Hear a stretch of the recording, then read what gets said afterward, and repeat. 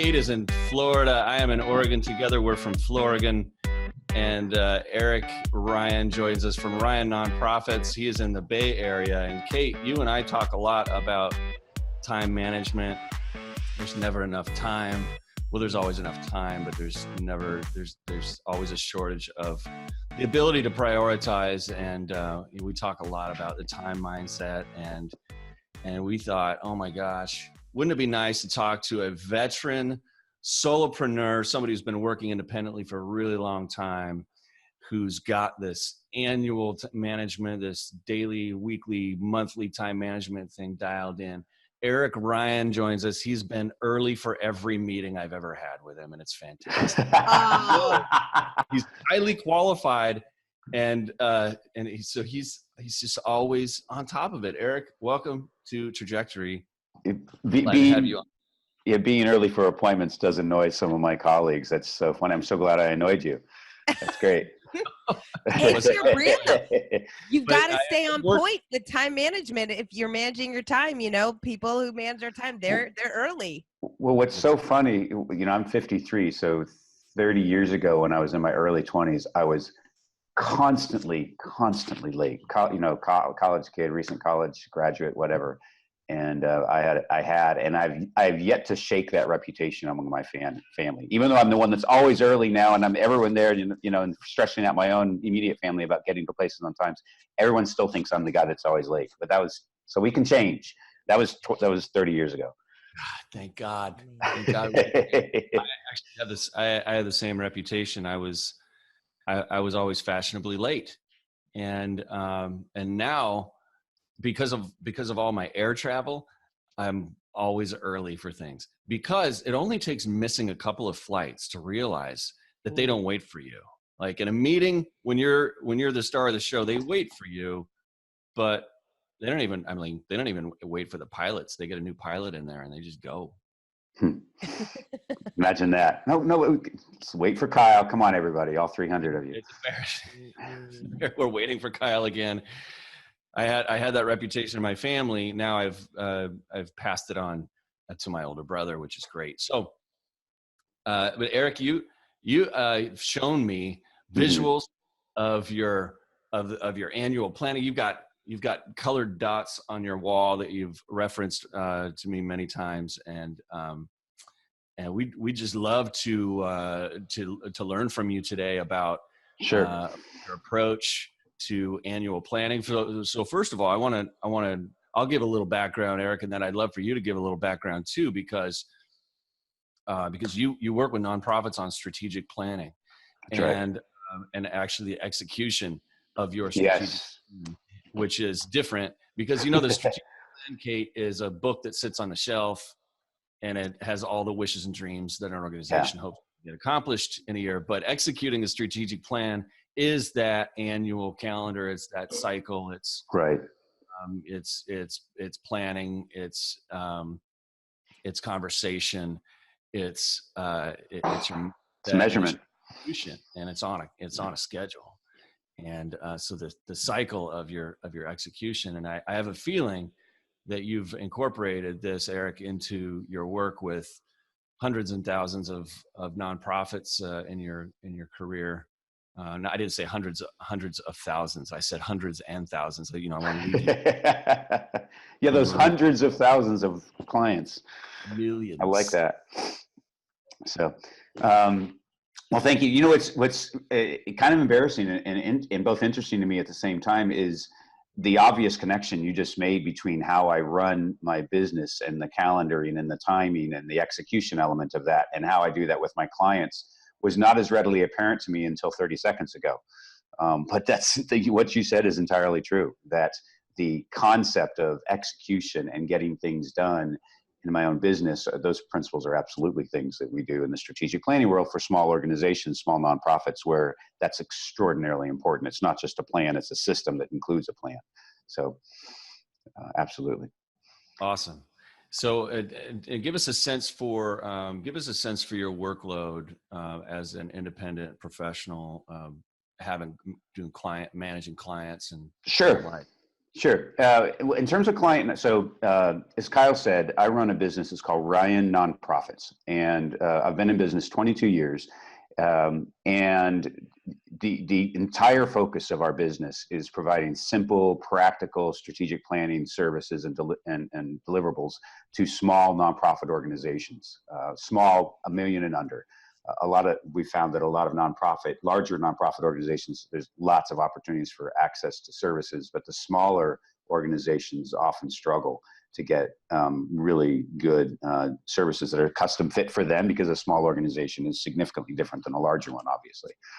In any event, we service around 25 clients a year in a one-on-one consulting fashion. As a side note, and you know this, Kyle, I'm transitioning the business significantly, the business model, so that we can serve hundreds and thousands of nonprofits across the country with the model that we've developed over the years.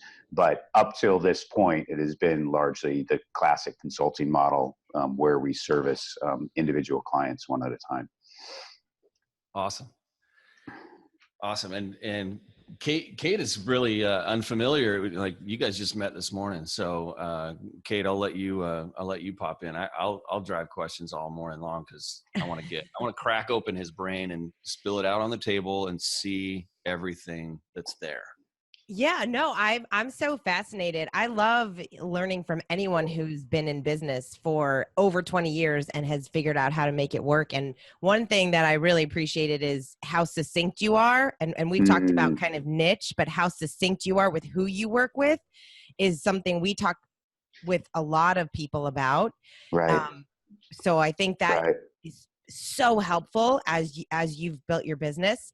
But I'm curious to get into some of the time management tips and Sure. More specifically, so we all as business owners, big and small, are trying to manage our time, personally, professionally, we all have big goals we want to accomplish. So when in your business did you really feel like, hey, I've got to figure this out. I've got to figure out a process. Sure. Or was it like something that kind of just came organically? How did that whole thing come about? Yeah, you bet. So how about this, Kate? Let me share my screen because I have some slides that address that specific question and some other elements. In fact, so let me just share that. And I realize that Kyle, you shared with me earlier that a lot of people will be listening in. So I will be as clear, and you guys can clarify also, jump in if there's some things on the slides that I'm not clarifying well enough. So the visuals shouldn't be an impediment to you being able to listen in and follow. Does that work for you too? Let's do it. All right.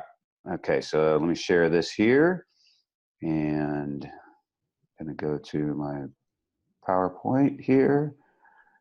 Okay, so let me move this around a little bit on my end. So let's go. So just a little bit about me. I know I'll go through this quickly. We've already been touching on this, but you mentioned a few moments ago that I live in the Bay Area. It's the San Francisco Bay Area, because I also know there's a Bay Area in Florida too that people refer to. So it was the San Francisco Bay Area. Focuses on strategic planning. You can see, if you're looking at the screen, you see my wife and my 2 kids. I've got a 10-year-old boy and a 9-year-old daughter. It's a complete set. I know it is. Yes. It is super boring. 2.1 kids. We've got a dog and a cat and a hamster and fish, and there's just no, just simple. We're just living the stereotype. So, in any event, what I hope that people will get out of this conversation here is I hope you get a kind of a really good understanding of the simple system that I've used, and I'll be as practical as I can be. I've got the example and some screenshots, and I'll walk you through it of how I calendar my time, and then hopefully this provides you with some level of inspiration that will help you make time work for you. Better. And I think a key question for you to think about throughout all this, and this is a factor for all of us that are running small businesses, whether we're solo or small businesses with a few staff, is, do you have a system for you that allows your time to work for you? This is all about having a system or a process, and that applies to all elements of our business, whether it's our financial management, whether it's our customer journey, the way that we lead our customers through from the initial engagement to when they're done, the technology systems that we have in place, all that. So this is another aspect of having a system or a process in your business. And I've just happened to have focused on this for many years. I would consider this one of the four, this topic around time is one of the four key successes to my business. The first one, and those four, I know we're going to talk about them, but I'll share all four. One is getting your time right. Number two is your selling approach, selling as a service. Number three is doing one inspiring thing. And Kate, you referenced that a few moments ago. It's focus, focus, focus as a small business. My perspective is your success is directly related to the ability for you to be able to focus on one thing, either a product or a target market, but that focus allows you to go super deep in a specialized way. And then making people first, and the people on your team, the people, these are, none of this is rocket science, but the one that I'm going to be focusing on with you is getting your time right. So my time, so for most of the last 15 years, so since about 2004, I've worked 4-day weeks. I've taken 5 to 6 weeks off each year, and this week I'm taking 9 years off, and I'm typically home every evening with my family, and that is something that I had to work on initially, like not the getting home, but just having the right system. And my very first career was as a teacher, and I loved it. I was telling you, Kate, at the beginning before we started this, I was a teacher in North Carolina for several years in a very, very small community. And I loved the teaching, loved it to death. I loved the kids and the school and everything. And I hated the way my time was controlled by bells.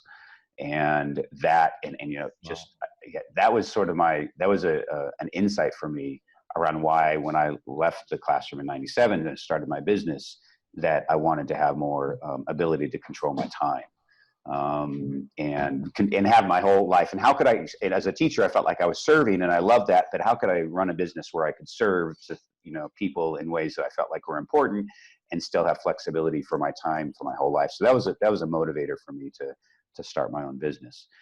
But that's an overview of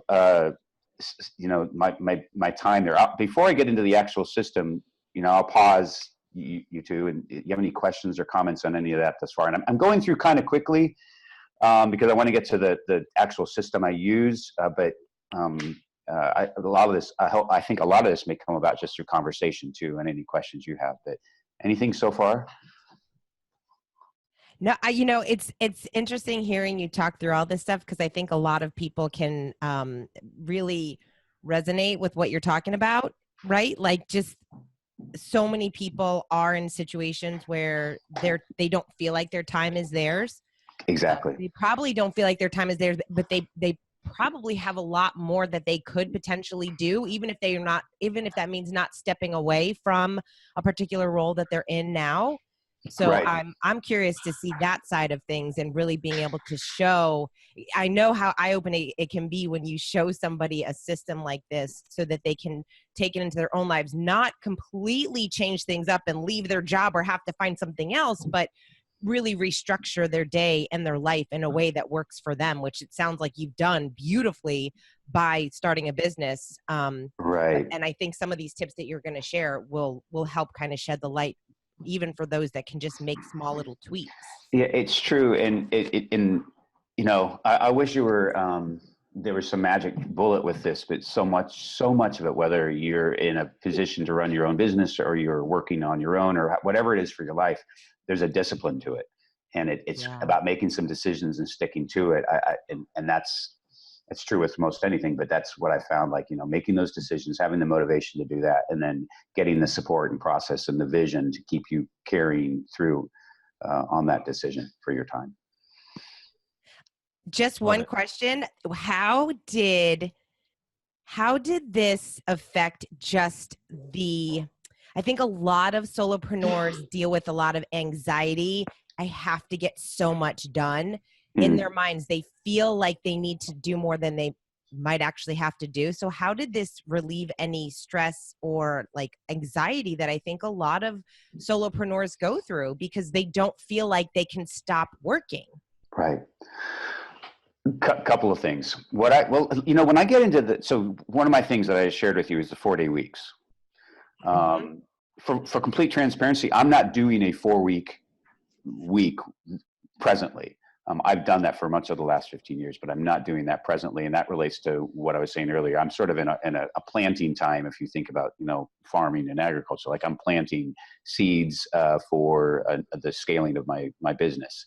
And so it's pretty intense time right here. But for much of that year, and I'll show you a picture in a minute of my calendar, what it looked like when it was a 4-day week.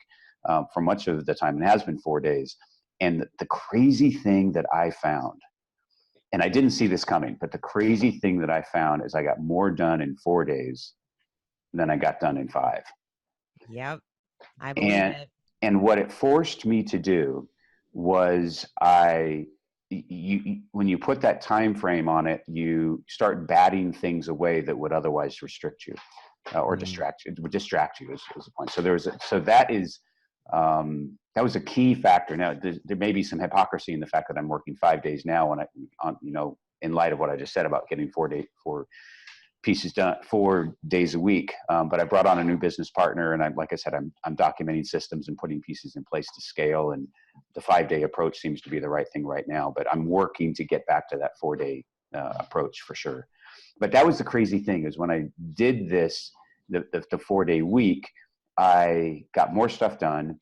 And the other thing that was interesting, and I didn't see this coming either, is it helped me in my business in terms of how I inspired my clients.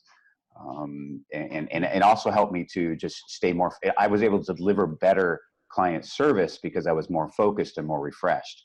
And I did it initially from a selfish perspective about just wanting some more personal time to balance out my work. But what I learned is it actually helped my business more. I was more focused on the content, and it helped me to develop some more inspiring relationships with my clients, because a lot of the work that I do is around strategy and how you create and set your time with your, in your work and so on. So this was a model on that particular point on the 4-day piece. Awesome. I'll just jump into the schedule, into the actual system and how it came about. Do it.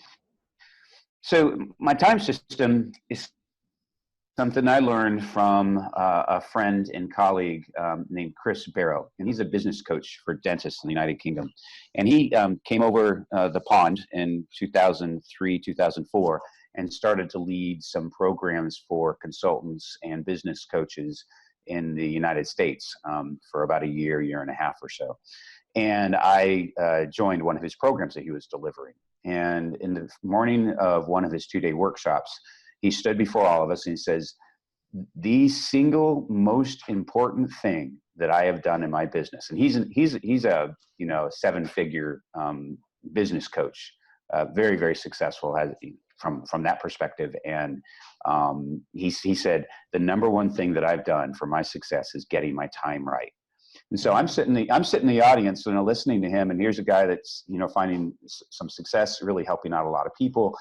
And it just seemed, that perked up my ears. Like, okay, this guy's saying this is the number one thing. I'm going to listen to what he has to say about this. And he then pulled out a wall calendar, and I'll show you a picture in the next slide of mine. But a 2-foot by 3-foot laminated wall calendar with all of these little colored sticky dots on it. And he said, this is my calendar for the next year. And we're like, the next year? Like, what's tomorrow? Like, the next year is that? So he said, this is my calendar for the next year. And he says, this is the system that I've put into place, and I'll share that with you in a moment. But this has transformed my relationship to time and the success of my business. And so he began to share with us. And he said that it was what he did was based upon some things he learned in a program for entrepreneurs that's delivered by Dan Sullivan in the Strategic Coach program based out of Toronto. And I got the link right there on the slide, but it's strategiccoach.com. And you can see on the slide there the screenshot of the time breakthrough system. So if you go to strategiccoach.com and you go to their store, their online store, you can purchase their time breakthrough system. And you get a DVD or CD, whatever it is, and download the audio, and you get a book in the mail. But the time that I got this, I got a cassette tape. So that's how. Oh my gosh! Yeah, that's how long ago it was for me. Wow. But the system was designed for entrepreneurs, and Dan Sullivan's thought was, because Dan Sullivan, if you're familiar with him, he is one of the most successful coaches for entrepreneurs in the world, and he in the early 80s, I believe, it may have been late 70s, but early 80s, started to think about how entrepreneurs spend their time. He says an entrepreneur doesn't go 9 to 5. An entrepreneur is more like an athlete, or more like an artist, like a actor, where they work. They might do all sorts of. They might spend 2 or 3 days, studying their script, or several days, practicing their craft as an athlete, and then on Sunday they perform. And that's so he was looking at how they spent their life, and he said, well, maybe we could apply this concept to entrepreneurs. And so he came up with this model that's called free, focus, and buffer days. And I'll show you that here on this next slide. But all of this, I just want to give credit where credit's due. I have evolved my system based upon what Chris Barrow taught me. And Chris Barrow took what he did based upon Dan Sullivan. And Dan Sullivan just, I think, came up with it largely on his own based upon what he was observing in other spaces that were similar to entrepreneurs. So that's so, it's so funny. I have a couple of friends who has coached with Dan. And I remember the first one was an old business partner of mine. And when he started going through the coaching, it was the funniest thing because he was telling me about the free and buffer days and everything. So I would walk into his office some days and he'd be like, get out of my office. It's a focus day. Yes, then you know all about it. This is, that's the DNA of what I've been doing for 15 years. Oh, I love it. Yeah. So powerful. Yeah, no, it's really good. And there's a lot of us around the world that have, built our own systems based upon what Dan has taught. So, all right. Well, thanks, Chris and Dan. And now let's hear how you've morphed it into your own system. Yeah, you bet. So here's the system. So every October, I block out a couple of hours and to plan out my next calendar year. I go to Staples or Office Depot or wherever, and I get a 2 foot by 3 foot laminated annual calendar for the next year. I get a packet of the 1-inch color dot stickers, although I've got my own sort of archive of them now, so I don't have to keep on buying them because I've been doing this for so long. And then once I do the actual activity that I'll tell you about here in a moment, then I get out my computer and I transfer the concepts to my online calendar. It's funny, we're talking about calendaring now. I've been using Outlook for I don't know, since 2000 or whenever, maybe longer, but I just literally in the last 2 or 3 months just switched over to Google Calendar. So I'm learning that new system. But in any event, right? Yeah. And so I'm learning how to take some of these ideas and apply it to that new calendar, but the concepts are all the same. So on this slide, you'll see this. And if you aren't able to see the slide, I'll talk you through it. So what I have on the screen here is a calendar from 2012. And I've got my 2019 calendar on the next slide. I'll just tell you what I'm doing. So this is a calendar from 2012. What you'll see here is each one of the 12 months has 3 different colored dots in there. It's kind of hard to see on the screen the differentiation between green and blue, but the green on this calendar refer to what we call free days. So if you can see this on the slide, all of the Fridays throughout the year have a green dot on them. Every single Saturday, Sunday has a green dot.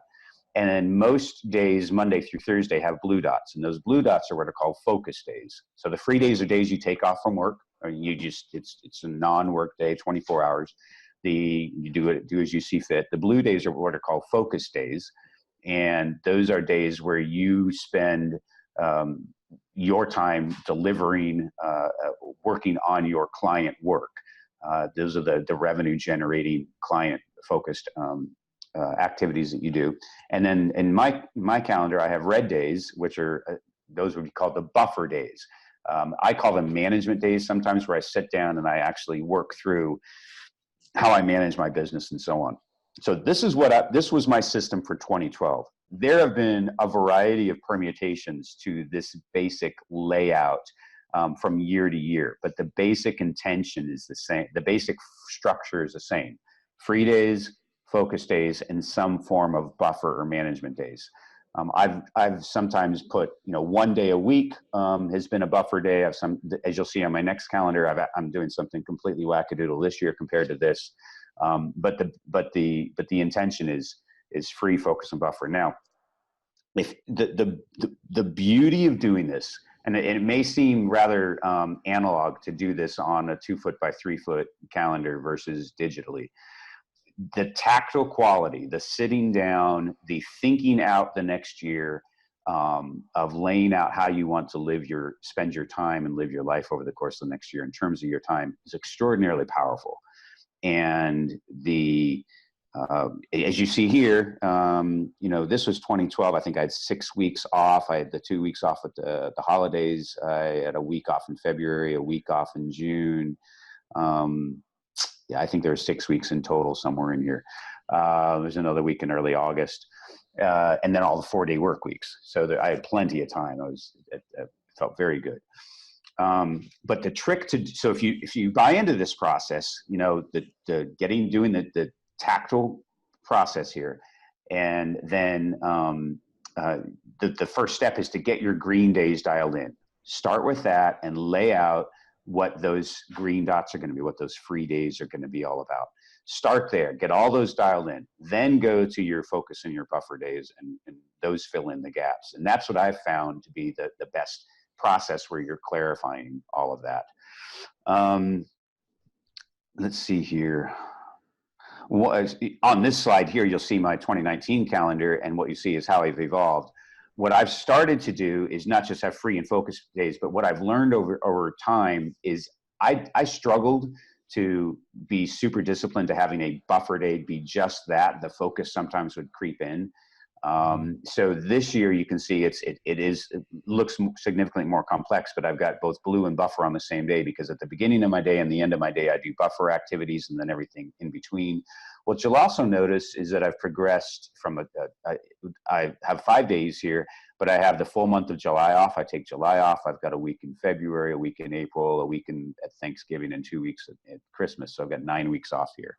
So even though I'm not doing the 4-week day this year, I still have plenty of time compared to most people. So I still feel less. And because I run my own business, I get to coach my son's soccer team. I get to help my daughter with his baseball team.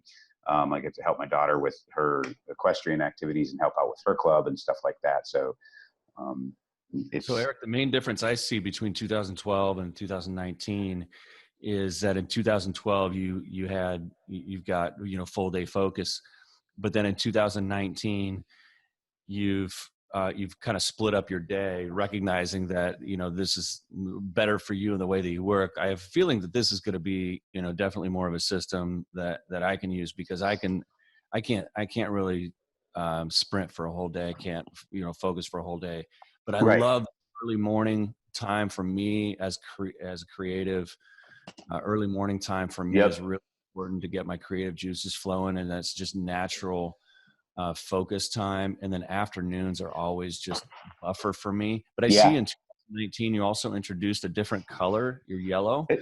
Are those pre-planned sick days? Yeah, those are my sick days. Isn't that awesome? Those are yellow, so appropriate. Like you're looking a little yellow there, Eric. You're not feeling well? Yeah, I've been planning this for a year. I'm out the entire first week of March. I'm sick. So what those days are, I'm glad you called that out. I wasn't even thinking of this. So I have also this year put in a quarterly process where I do a quarterly planning. It's a quarterly retreats where I just,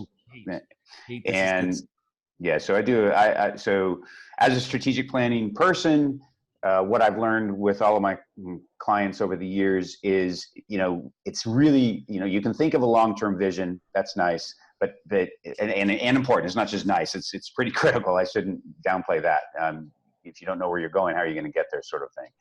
But because we're busy doing so many things and the world is changing so fast, that trying to create and stick to longer term goals is often very difficult.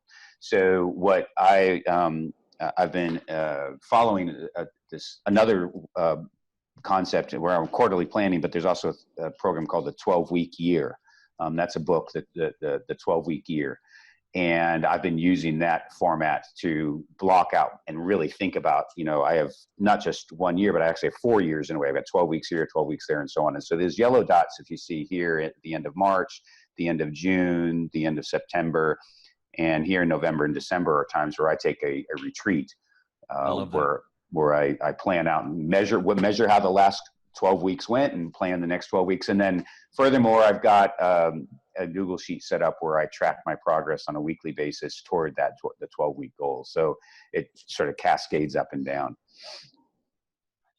I love that. And when you're doing your quarterly planning, when you do it as a retreat, are you sticking around your office and doing this, or just do you put yourself in a different physical environment when you're planning your quarter? I really like the quarter thing. It's hard for me to plan out for a year. Yes. But Yeah. I Yeah.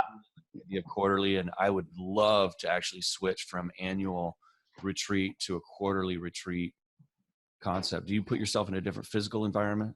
Yeah, I try to. I don't always, but I try to. You know, with the family and so on, things kind of, you know, you make these decisions. But I typically try to go to a hotel lobby and have lunch there.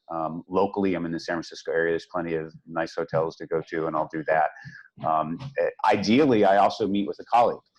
And one of the tricks, I want to say a couple of things. So know that even though I'm super, you know, anal about sitting down and getting my little dots out and putting them all on my calendar and doing that sort of thing, I don't say, oh, you know, next June, you know, 28th, you know, 18 months, you know, 16 months from now, or whatever it is, I've got that day scheduled. I'm going to have to follow that. This is sort of an 80-20 rule, where I adhere to the intention here, but not the absolute spirit, and not the absolute detail of the calendar.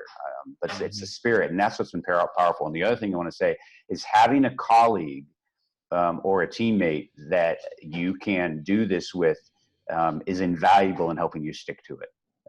Yeah. That is, you know, I've got other colleagues for the last 20 years that I've, you know, talked with, for some of which I met in that Chris Barrow program back in 2014. The two of you as colleagues could do this sort of thing. You know, having that accountability and partnership in making these sort of lifestyle and business style planning choices is extraordinarily helpful to making it, and a lot more fun. It's just a hell of a lot more fun to do it like that. So, and I think it's helpful in the sense of it's that kind of community building. You're speaking the same language, the focus, buffer free, you know, just kind of that mentality. And I think sometimes when we put things in place, especially in the beginning, we don't know if it's really going to work. We don't know if it's really going to make an impact. And so I think having that support and that accountability is really helpful. One thing that you said that I really find interesting, and actually we talk about it a lot with our clients, because it really goes back to kind of work-life balance. I love that you said, right now I'm in a season of farming. Like, you're in that season of working more, because it's really easy for people to get caught up in that, oh, I want to have that 4-hour work week, right? Like that whole Tim Ferriss concept. And it's important to remember, I think the visual is great, because those weeks that you are really pushing, that maybe you have those longer days and that really difficult, more challenging time because you're working so much. It's just the season that you're in, and you have to be doing that to set yourself up. Right. Having the visual of, hey, in July, I've got a whole month of free days, or even in the next 2, like I have to really kill it over the next 2 weeks. And then the week after are my free, like I have a whole entire week. So I think visually it helps us keep that stamina, especially when we're going through like a difficult challenge or a big client project or something that we're working on. Because you know, as a solopreneur, sometimes it feels like it's never ending. Right. Like it's a constant state of work and flow and just having to keep going. So I love that the visuals really kind of help, even with that, the mental side of keeping productive. You know, one of the things that I just want to share too is this list here on the screen around getting your time right, sell as a service, do one inspiring thing, and people first. This third item here, about doing one inspiring thing. My ability to stick to and hang with my calendar and this type of focus, the 4-day week in particular, and the taking the month off in July, is directly related to the simplicity I've built into my business from a content perspective. We do one, and I say we because I have a team, but that I'm leading. But we do one thing. We do simple, practical, strategic planning for small nonprofit organizations. We don't do fundraising development. We don't do financial management. We will occasionally do a tiny bit of board development work and so on. But we've gotten to be, you know, extraordinarily efficient and effective at doing one thing first for a targeted audience, and that has allowed me to be able to adhere to my calendar more effectively, because it's just more systematic. So all those tips that I had on that slide, they overlap each other. So, one of the lessons, or hopefully people listening can be inspired by, the degree to which you can focus your work will also allow you to be able to focus your time.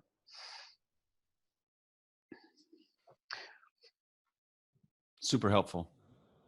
Cool. There's something in the back of my head I wanted to share, and I can't think of it right now. That, in any event, that's not unusual for me to have something floating around back there. What do you think are the reasons why it's, I think a lot of people, we've read the productivity books, we've listened to podcasts, like we're constantly consuming information telling us how to be more productive, how to make better use of our time. What do you feel like in working, even just working with your clients, what holds us back from doing that? What are the things that trip us up from sticking to a plan or really putting those systems and processes in place so we actually are setting ourselves up for success? I think all three of us could probably share some good responses to that. It's a critically important question, Kate. For me, not having if you don't have a vision of what you want your life to be like, then it's hard to find some motivation to try to move in that direction. So this all began for me, when I was a kid, to be honest. I'm 53 now, but when I was a kid, I, based upon my own family experiences, I developed an ethic of really wanting to be able to be present for my family. I love my work. I love serving. My work is all about service. That's why I serve small nonprofits. That's why I was a teacher in a small community out in North Carolina for several years. And I say small, it was a town of 50 people, as I told you before we started the podcast. Which is just crazy. That's like a whole other, that could be a whole other podcast. What kind of life that is. Well, if you get a chance, go to Amazon or your local bookstore and look up the book Electric Dreams. And that's a book that was written about my teaching experience in a small community in North Carolina, building electric race cars with high school kids and winning national championships. So that's an entirely different, and I mean like full-size electric race cars. So I told you he's fascinating. He's got, he's cool. up alive. Yeah, no, that book's Electric Dreams. It's an incredibly fortunate story I was able to be a part of, but it's a really inspiring story for teachers and others that are affiliated with education, and how we can help kids, blow their, make their dreams real. In any event, what was I saying just then? The vision, getting that vision clarified, and as a kid, wanting to, find that the importance of having that solid family and that solid family time and so on. And so creating that vision for yourself is key. That's your motivation. So that's one. So having that, but vision without a plan, is just a pipe dream. Another piece to then get is having a partner that you can do the work with, that you can have some level of accountability to. And this, so we provided you with a system here. It's a simple system. You can go and get the time breakthrough system on Dan Sullivan's website. There's other time systems out there. These aren't the only ones. But getting that, finding a partner to build some accountability around this too, in pursuit of the vision. And that vision for me is living a life that's, my own mission statement: to live an extraordinary life full of rich laughter, tremendous service, and fantastic time with my wife and kids. It's my personal mission statement. That's sort of like getting those sorts of things dialed in gives you the motivation to be able to deliver on your time and stick to it. Think of Weight Watchers. That's a total tangent maybe, but so much of this stuff is akin to dieting and Eric, we talked about this last week, actually. Did you? We did, I didn't want to say anything, angle. but it was a thing. I guarantee from a different angle. because I was ranting that Weight Watchers has changed their brand to Yeah, I saw that. Oh, that's totally different. That's so funny. Two weeks in a row, Weight Watchers, we're pushing them. But Weight Watchers, I've never been on a diet, but actually that's not true. I have once. But like what's been fantastic about watching them over the years and seeing some of my other family members engage in them is it's simple. And you've got these colleagues, these friends that you get to do this with, and you measure your progress and you have a vision of where you're going, but it's a system. It's an ongoing, simple system, but it's simple. And that's what you're trying to do with this timepiece. What's the vision for where you want to go? Who do you have colleagues you can do this with? Can you measure your progress? Are you given the tools to be able to do this?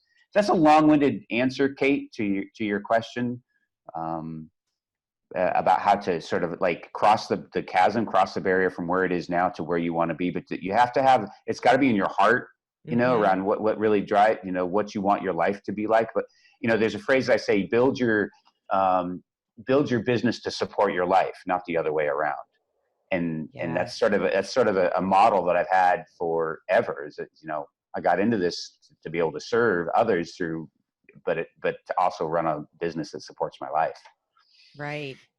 Eric, tell me about the things that you say no to in order to maintain your productivity. What I've referenced earlier are our focus. So our focus is on strategic planning, one thing. So when people come to us with other requests, can you do this? Can you do that?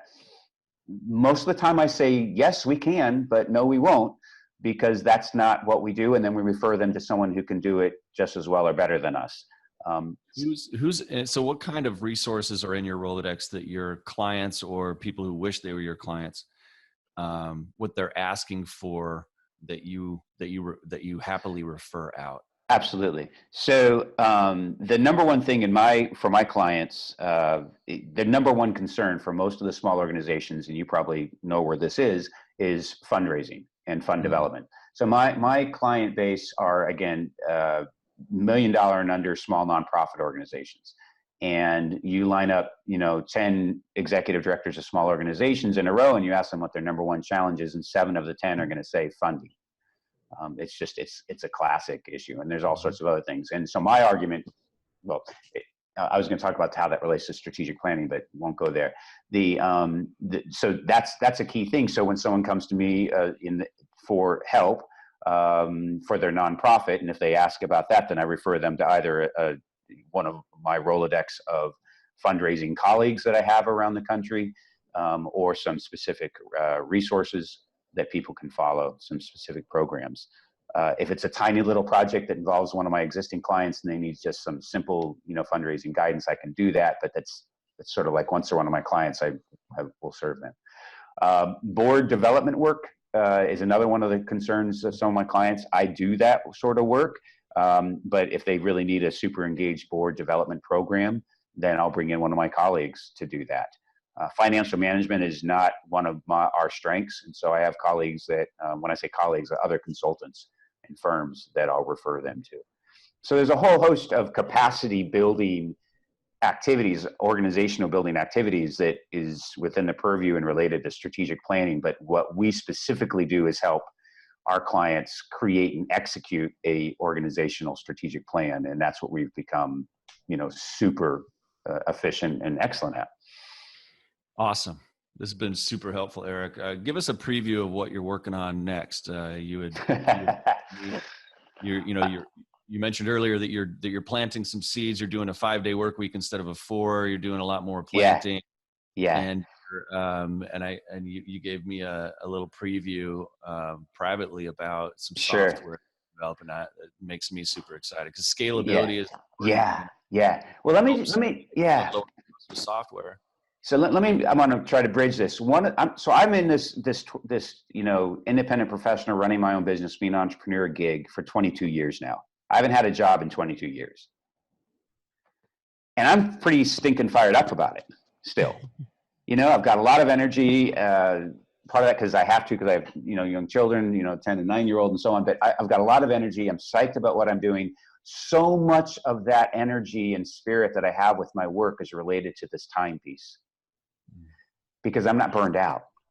And it has everything to do with the discipline and the focus and the luck that I've had, frankly, a little bit of luck of finding the right system that works for me, and having the partners and the friendships and the colleagues to keep me on track with that. So getting this time stuff dialed in is a tremendously long lever of impact for all the other things. And here I am 22 years later, still fired up about what I'm doing, which is directly related to the time. If you don't get this time thing dialed in my opinion, you're going to burn out and go elsewhere. It sucks. It totally sucks. And it's not why you started your business in the first place. So to your question, I'm super psyched because I have over several years been putting pieces in place to transition the business so that our business can serve small organizations across the country with the methodology that we've perfected. So for, almost this entire last 22 years and including today, now I serve organizations one-on-one. We provide them with a system. To your point a moment ago, we have developed software that's specifically designed to help small organizations, small nonprofits, do the strategic planning and follow through with their team and measure their progress. It's really simple. Our clients always tell us this is simple stuff. It's designed for them. It's not some big complex thing for them, which is right size for them.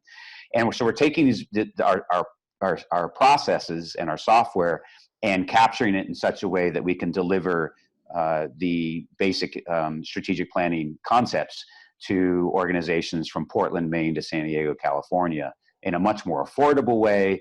And so that we can, which is super exciting for me, the thing that's driving me here is the potential impact we can have on all the small organizations and their communities across the country. And I know we've got something dialed in here that's super effective because I've seen it over the last decade and a half. And it's just, so I'm thrilled. I've got a new business partner, or a business partner, not new. I have a business partner, and we're building out our team to be able to serve those organizations. Eric, if I get into that software and there aren't any colored dots, I'm going to be very upset. There are. There actually are. You're making all these connections for me, Kyle. I've got colored dots in there. They're blue, green, red, yellow. Look at that.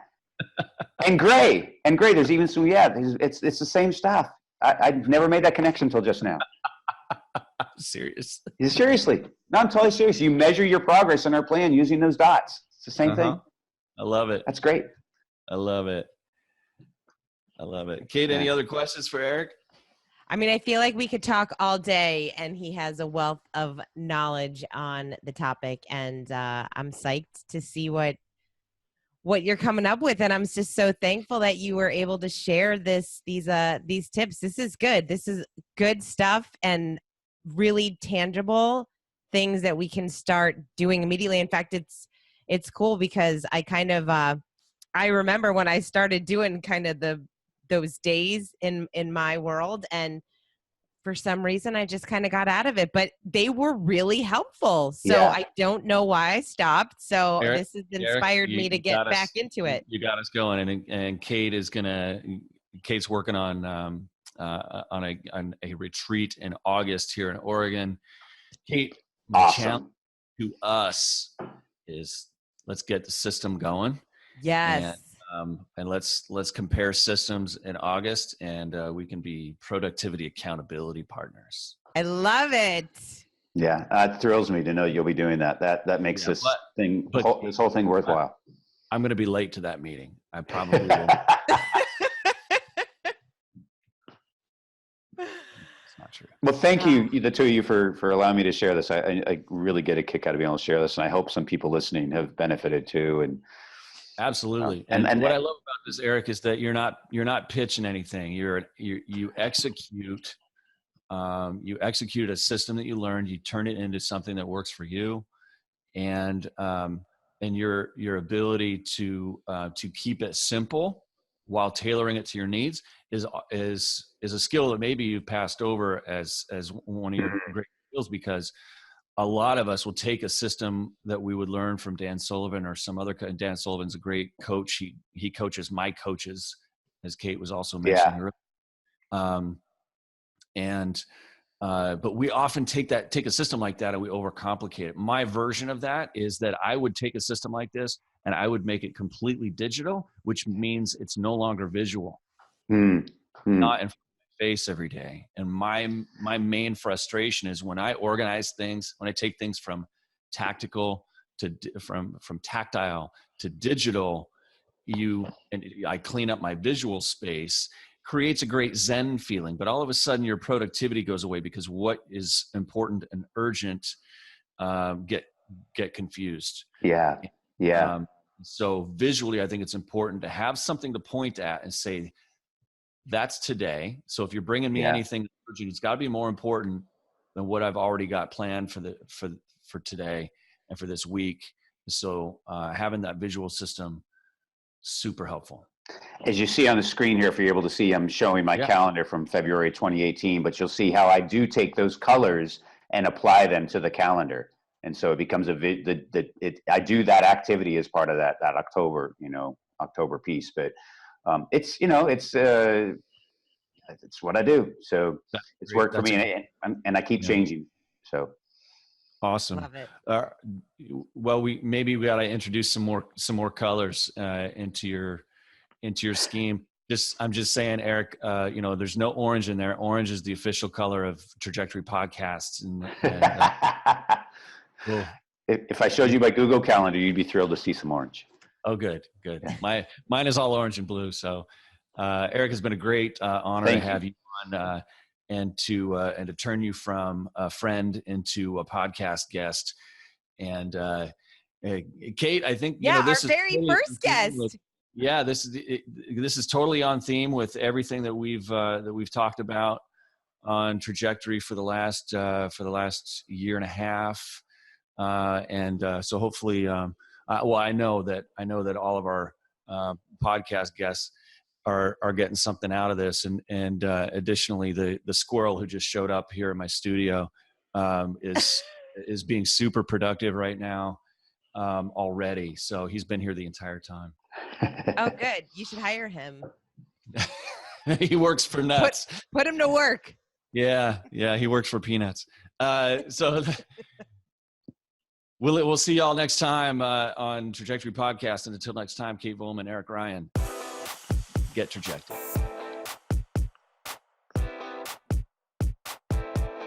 Hey, thanks for listening.